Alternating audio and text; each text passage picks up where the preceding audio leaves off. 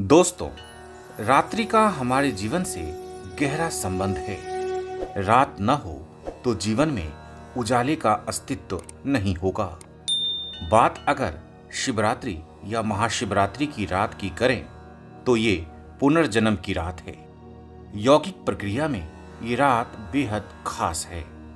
अगर महाशिवरात्रि की साधना मूल स्वरूप में की जाए तो रात बीतने के साथ ही जीवन में चमत्कारिक बदलाव सुनिश्चित है।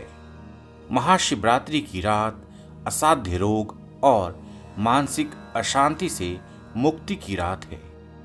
12 घंटे की गहन साधना से साधक का तन और मन निर्मल, सहज और शांत हो जाता है। चित्त अबोध बालक की तरह निश्चल, निष्कपट और समग्र हो जाता है। साधक में पवित्रता का बोध आता है और इस क्षण वह जो भी संकल्प करता है उसके पूरा होने की संभावना कई गुना अधिक हो जाती है। इस पर बात करेंगे, लेकिन पहले ये जान लेना जरूरी है कि आखिर शिव हैं कौन। कैलेंडर और मूर्तियों में हम जिस शिव से मिलते हैं वो बड़े और उलझे बालों वाला नीले रंग का एक लंबा ऊंचा महामानव है। तो फिर क्या शिव भगवान हैं या फिर किस्से कहानियों या आध्यात्मिक परंपराओं के पात्र हैं? कई सिद्धों ने इस प्रश्न का उत्तर देने की कोशिश की है, लेकिन जो जवाब सच के बेहद करीब मालूम पड़ता है वो ये है कि जो कुछ भी नहीं है वही शिव है। दरअसल शिव का शाब्दिक अर्थ ही होता है जो नहीं है, यानी शिव उस सत्ता या डायमेंशन का नाम है जिसका साकार अस्तित्व नहीं है।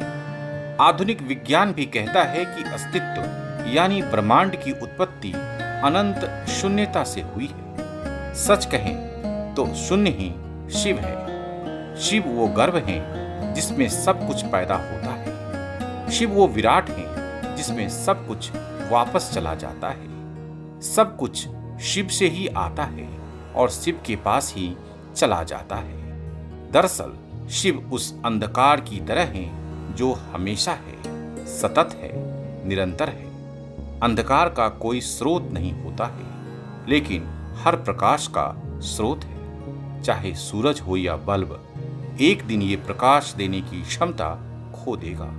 इसलिए प्रकाश शाश्वत नहीं है। प्रकाश की तुलना में अंधकार एक बड़ी संभावना है। अंधकार हमेशा है, हर जगह है। यही वो चीज है जो सदैव सर्वत्र व्याप्त है। शिव भी दिव्य अंधकार की तरह जीवन मृत्यु से परे हैं। शिव प्रकाश के सृजन के स्रोत हैं। यौगिक प्रक्रिया में शिव को भगवान के रूप में नहीं देखा जाता है। वो एक ऐसे महामानव हैं जो जमीन पर चलते थे और हिमालय में रहते थे। मानवीय चेतना के निर्माण और इसे ऊपर उठाने के लिए उन्होंने अभूतपूर्व काम किया है। उन्होंने मानवता को उसके आंतरिक बोध का एहसास कराया। मानव तंत्र के हर पहलू को अर्थपूर्ण विस्तार और संभावना दी। हजारों साल पहले शिव ने मानवीय चेतना को लेकर जो कुछ भी कहा उसे आज भी एक शब्द नहीं बदला जा सका है, क्योंकि वो इस ब्रह्मांड के पहले चैतन्य पुरुष हैं। इसलिए उन्हें योगी, आदि योगी, प्रथम योगी या प्रथम गुरु भी कहते हैं। सरल शब्दों में कहूं तो शिव जीवन की अंतिम संभावना तक पहुंचने के स्रोत हैं। शिव उस योग विज्ञान के आधार हैं जिस योग का मतलब शारीरिक अभ्यास से नहीं बल्कि जीवन निर्माण से है।